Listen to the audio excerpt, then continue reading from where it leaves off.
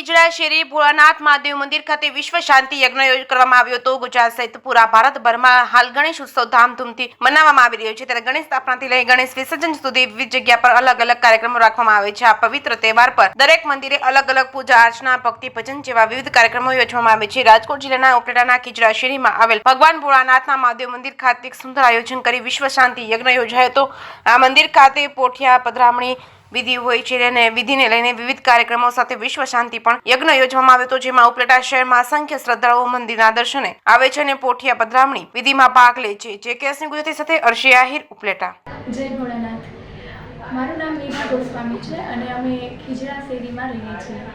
અહીંયા અમારે ખીજડા શેરીમાં ભોળાનાથ મહાદેવનું મંદિર છે કે જ્યાં સર્વે ભક્તજનો સાથે મળીને મહાદેવનું પૂજન અર્ચના કરતા હોય છે।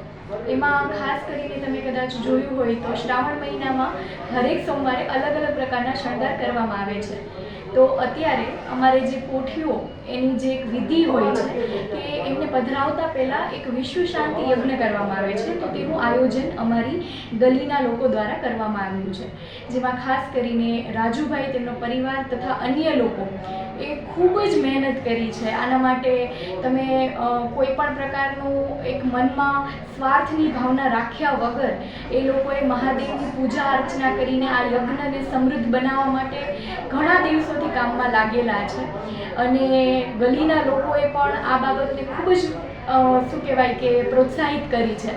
તો આ માટે હરેક ભક્તજનો ખૂબ લાગણીથી અહીંયા આવ્યા, સવારથી યજ્ઞમાં સાથે જોડાયા।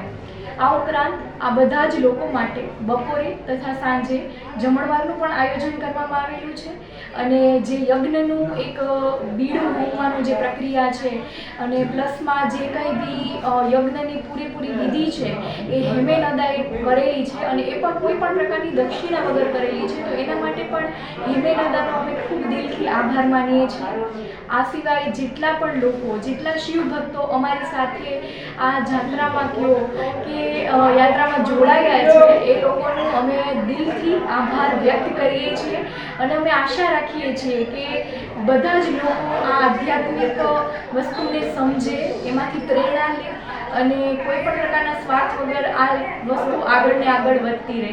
જય ભોળાનાથ।